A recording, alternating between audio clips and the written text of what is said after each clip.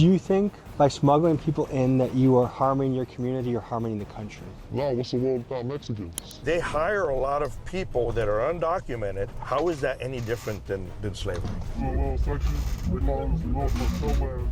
On the scales of good and evil, where do you think you are? I don't think I'm evil at all. I just feel like if I have to do something, I'm gonna do it.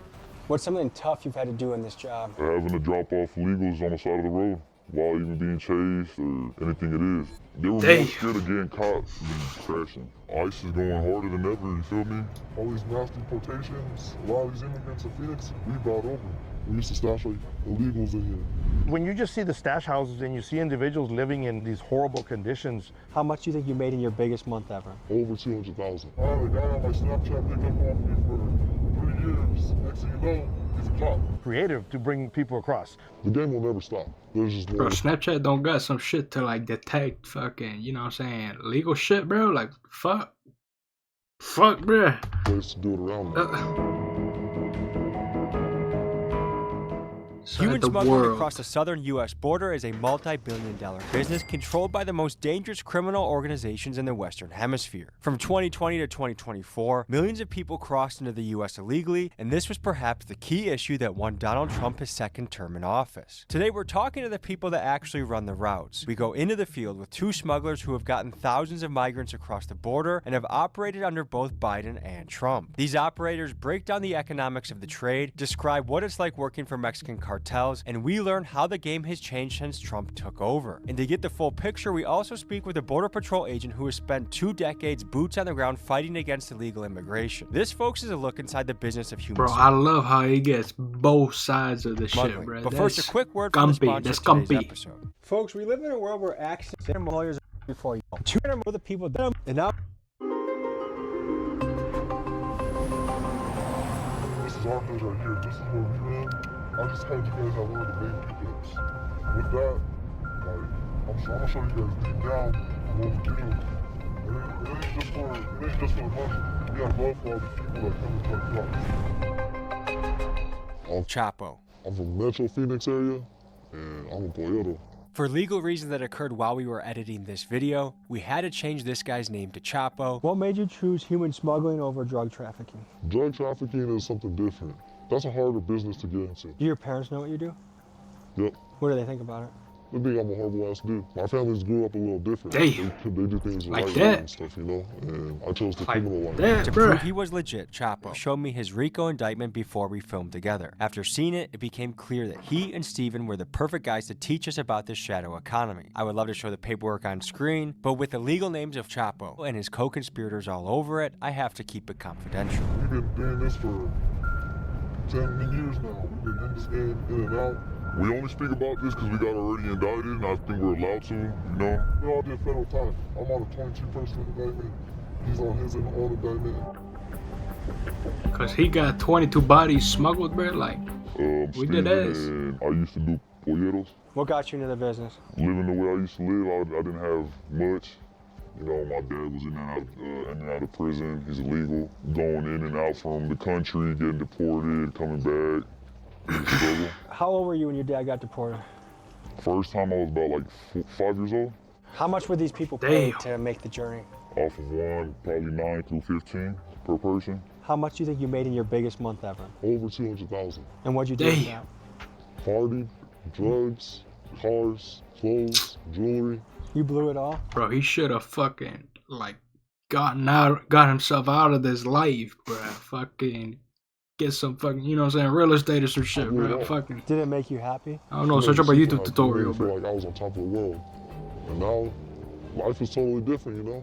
Working a legal job, keeping up, and maintaining my family, you know? Do you wish you ever saved any of that money? I wish every day I did. When you're making 50 grand in one night, does that make looking at a gas station job for 15 bucks an hour pretty hard to do? Yeah, most definitely. What you're making a night is what you're making a year at a gas station job. What got you caught doing That's this? crazy. So I got snitched on. Do a lot of people snitch in this game? Yeah.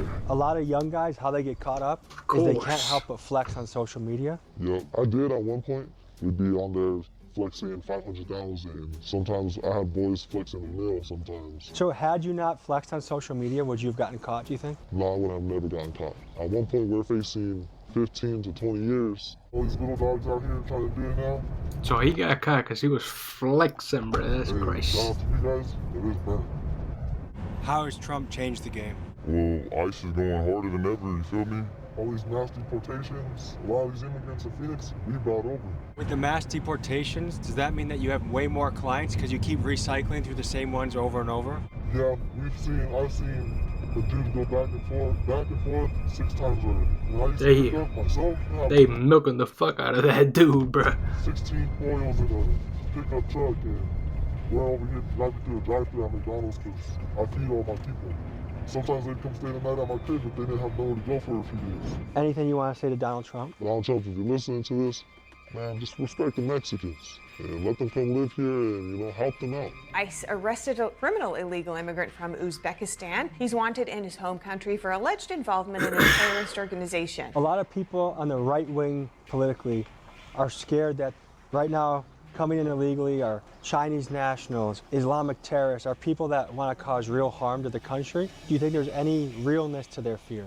Yes and no, because you never know who's in your country. It doesn't mean your neighbor can't be a When do you ever see a Mexican guy shooting up a school? Have your feelings on Trump changed now that he's in office? No, I mean, he's just doing his job, to be honest. I mean, he ain't a bad president. It was much easier with Biden in office than it was with Trump. By a lot? By a lot. Biden's down here, and Trump's up here. We used to see people moving from thousands of heads a week or a month, whatever it is, to now hundreds.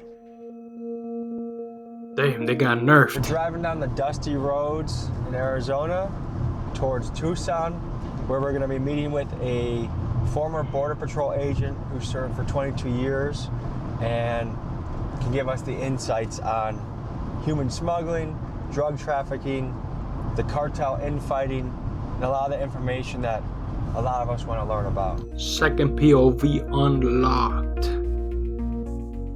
Can you tell people your name and what you've done for your profession? So my name is Art Del Cueto. I was a Border Patrol agent for almost 22 years. How has the business of human smuggling changed from when Biden was president to Trump's second term? I think they have to get more creative to bring people across. During the Biden administration, because the policies were more relaxed, you were able to say asylum, and just the word asylum would release you into the country. Now, under the Trump administration, you can still come across and claim asylum. The difference is now if you claim it, you have to prove that you really have an asylum claim, or you have to wait outside the country until you get the proper documentation to show that you do have a real asylum claim.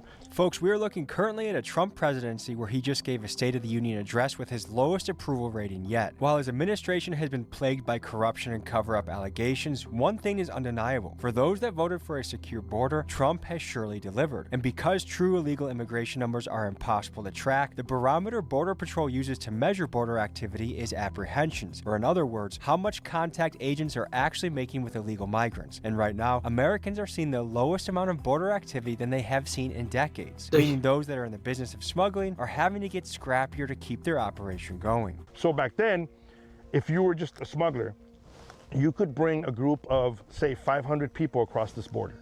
And now you bring them across in an area where Bro, they but know how they the fuck have... you smuggle a motherfucker? Like, they gotta be bringing like big ass military trucks for a that limited shit. amount of There's agents, no fucking... limited amount of resources. So now when the agents show up, they have to detain these 500s, and because the station from the reservation in Arizona so far, you had to make arrangements to now transport these 500 people 2.5 hour drive away. And that time, now you have agents leaving that area. The cartels that are up on the higher ground in the mountains, they're seeing that and they realize there's no more agents here. So they were taking advantage of bringing drugs like heroin, cocaine, and fentanyl into the United States.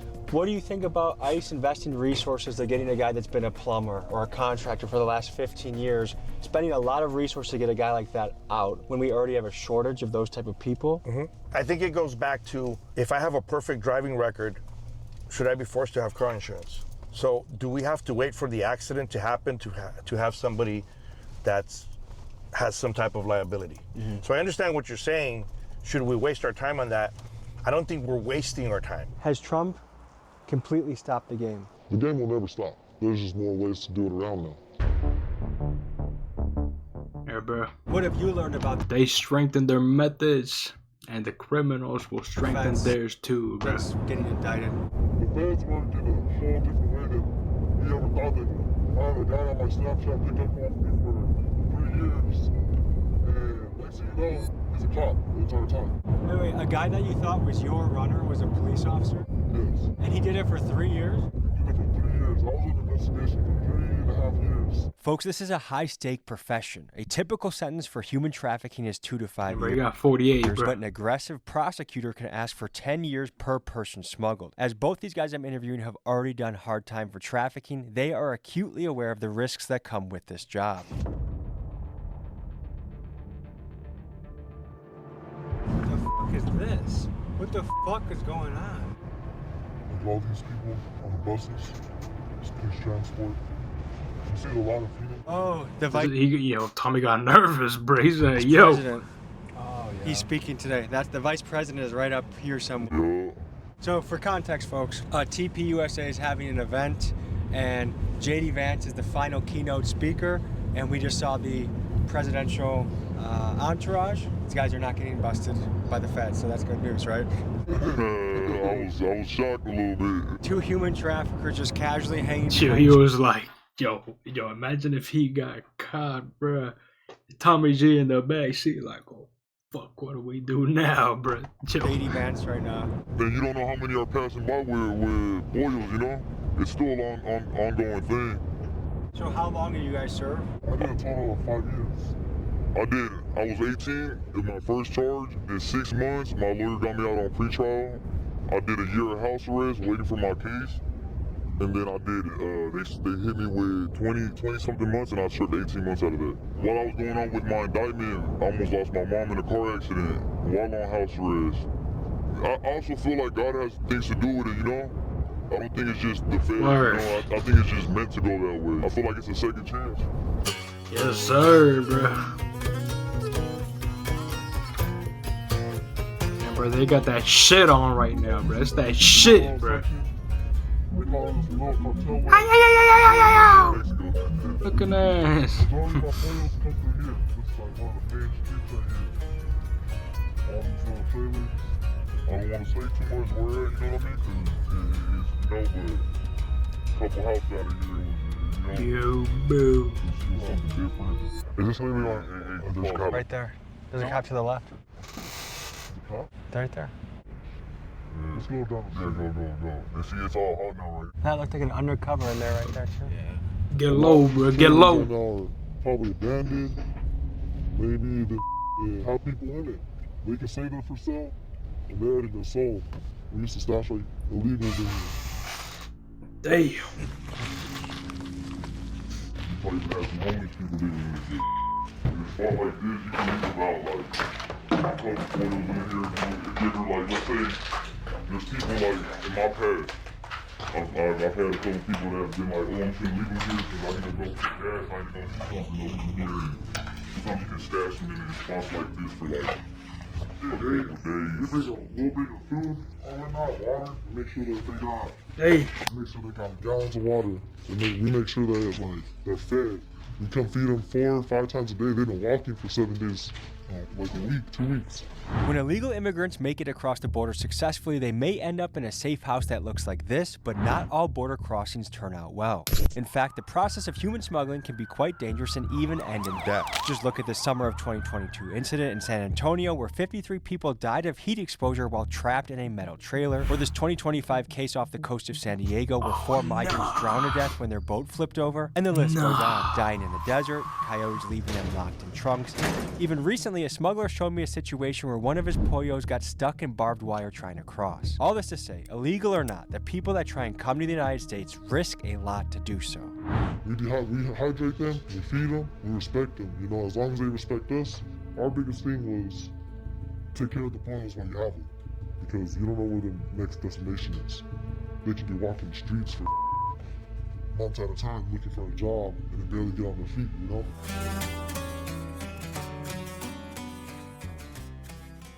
Do you think Then bro, by he's on smuggling farming. people in that you are harming your community or harming the country? Now, what's the world without Mexicans? They pick our vegetables, landscaping, they keep our community good, clean, you know. A lot of them are construction workers. What are we gonna do when the houses stop getting built? America without Mexicans is gonna be a one-sided country. You ever smuggle Chinese people, Afghanis, Somalians, other cultures? I see a lot of different people, man. I've seen a lot of people come from China. I've seen a lot of people come from Japan. I've seen a lot of Muslims, you know. You don't know if they're terrorists. You don't know any of that. Sometimes I would turn them down and be like, nah, bro, I can't have you in my car. Damn. So now, imagine he looking at you and be like, nah, bro, you're not valid, bro. Really, people you're from not all getting over the smuggled world in, that we're bro. seeing cross into our nation's borders, especially out here on the southern border. When you look at the data, one major trend punch in the air, emerges. bro. The southern border has gone global. For decades, when Americans thought of border crossings, we've pictured migrants coming from places like Mexico, Honduras, and El Salvador. But in the last few years, we have seen an unprecedented number of people arriving from the other side of the planet. In a single year, U.S. Customs and Border Protection recorded nearly 100,000 encounters with Indian nationals, 37,000 apprehensions of Chinese migrants, and thousands of people coming from the African continent. So from a logistics standpoint, this demonstrates how Mexican cartels have built a highly complex worldwide trafficking business. People don't take the time to analyze what is good and what's not good for the country. Because I'm Hispanic and I have family members that have come to this country legally. There's a legal pathway. Is it difficult? By all means, it's very, very difficult. But you would run into people and they tell you, yeah, I'm waiting on my status. It's just that I don't have the money to completely fill out the paperwork. Well, those same people that would say, I'm waiting on my status, I don't have the money to complete the paperwork, you know, they're driving around with nice cars and they're putting wheels on their car and they're putting, you know, systems in their car. And I'm thinking, maybe you shouldn't be spending your money on that and start saving your money for the status. And they say, well, I haven't been caught yet, or whenever I get caught, or yeah, I know it's a problem. But they don't take the steps to fix it. And those are a lot of the individuals that are being arrested. It's a different type of game. You gotta have some heart into it. And some of the time you can't have a heart. What's a moment where you just say, I can't have a heart right now? A moment is when someone's so thirsty, but they haven't paid. I wanna get you right, but you haven't paid me. How do I know I'm gonna get paid for bringing you across? That's like when I have to say, nah, I can't do it. I'm gonna drop you off and go about your way. I'm sorry, homie.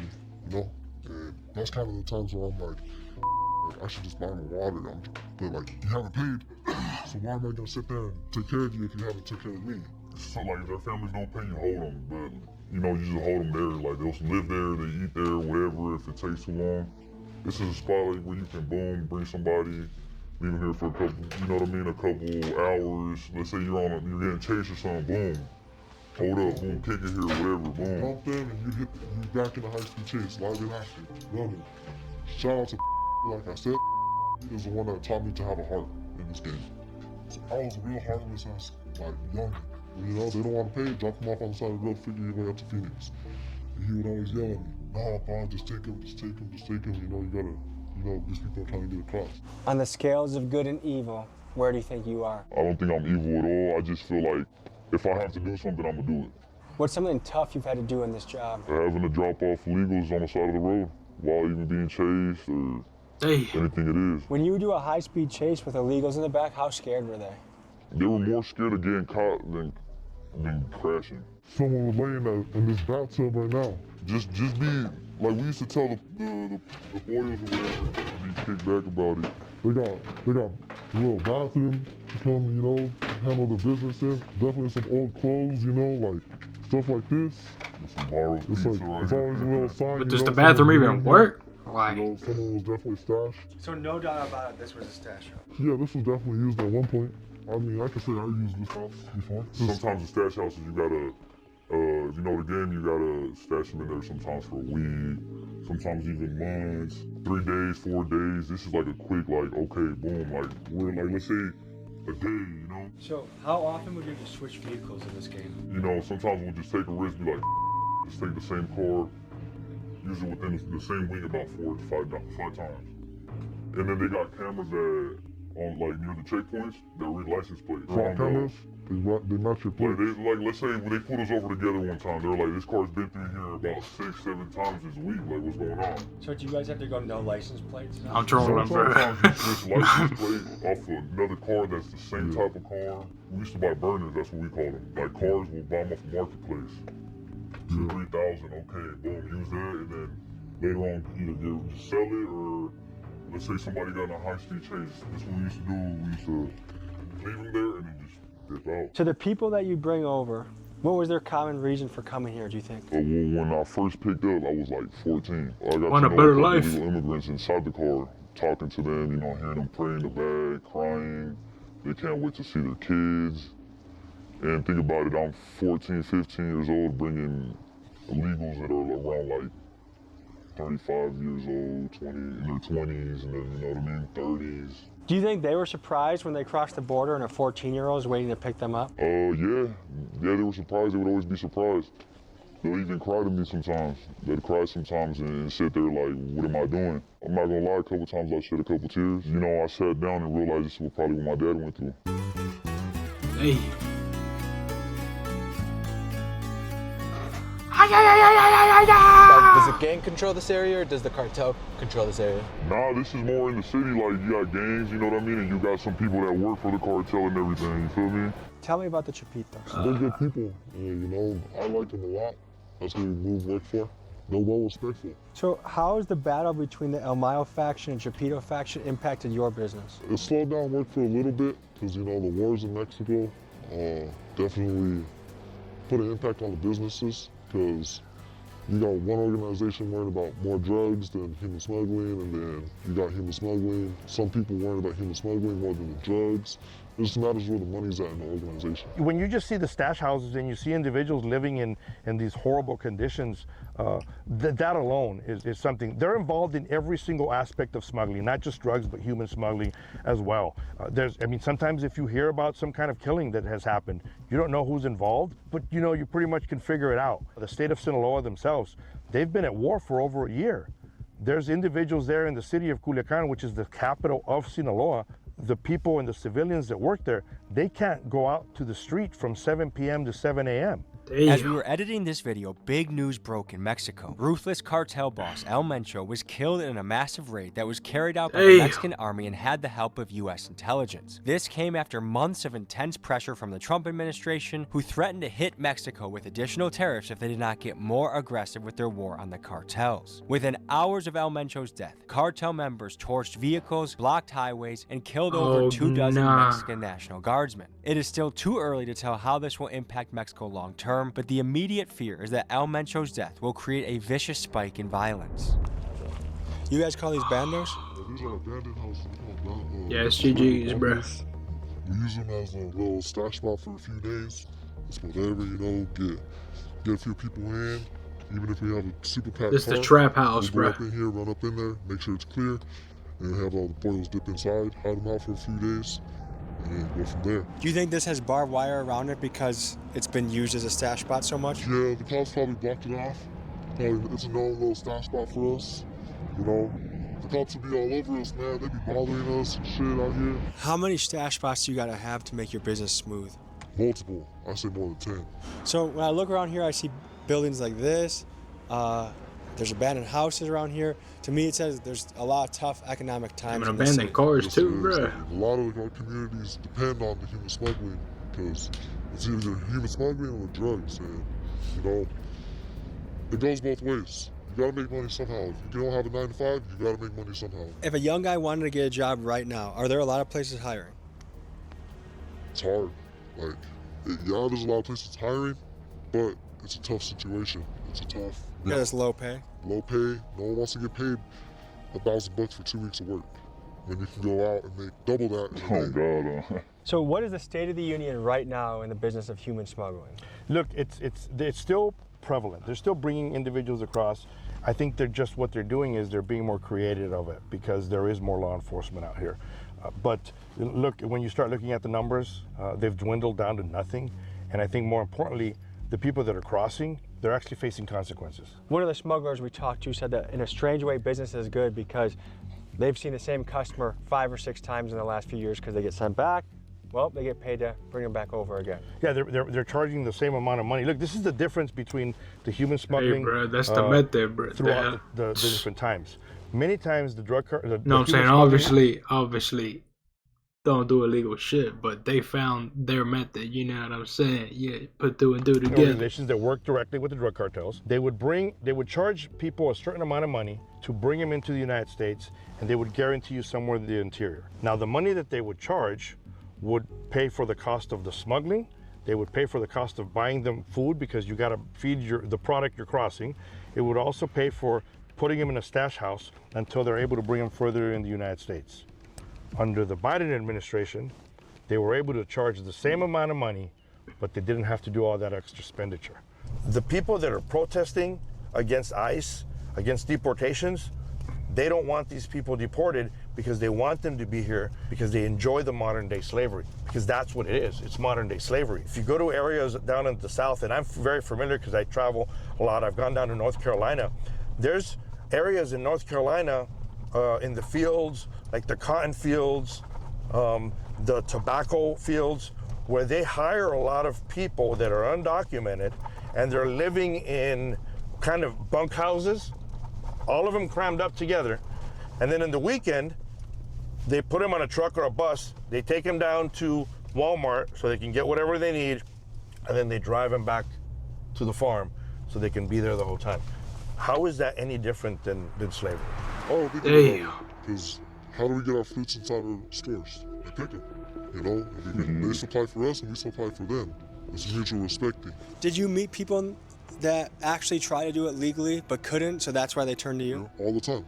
I used to see it all the time, man. When I used to see it, it used to break my heart because I'm like, damn, like you were trying to do it legal, but it was just so hard. It's a process, man. Like, it's really a process. It's not just one step, oh, I'm there. I don't know if you ever heard in prison too, like when we did time, there'll be people waiting there and they won't even sign their deportation papers, and they'll sit there for years hoping that the government will let them stay here. One of the big criticisms of illegal immigrants is that financially they are a drain on the economy. They take food stamps, they take housing resources from American citizens, they use up medical resources when they go to the hospital, and then we have to pay the bill for them. What do you think about that? I think everybody deserves a fair chance. You see some people out here that have jobs and they're getting food stamps. So why can't we help other people that need help? Everybody needs a little push sometimes, you know? There's so much money in this world that it can be shared between everybody. Folks, to be fair, the math on whether illegal immigrants are an economic drain or not is fiercely debated. Right-wingers will point to the estimated $150 billion illegals cost annually in social programs, housing, and medical care, and left-wingers will point to the billions illegals contribute, which some estimates say that illegals pay nearly $100 billion annually between federal, state, and local taxes. On top of that, there's the value in all the jobs they complete, jobs that many legal citizens simply would not do. Needless to say, whether they are a positive or negative addition to the country depends on how you look at the numbers and how you view illegal immigration. Let me know your thoughts in the comments. Fellas, appreciate getting your story. Good meeting you. I was meeting you. Everyone watching, thank you for joining us. We'll see you next week. Hey, y'all listen to that precisely shit. That shit was fire. Big Dog's Gotta Eat merch on the site. See you guys next week. Folks, thanks for tuning in. Just a reminder, we have our anti-government t-shirt collection that dropped on the site.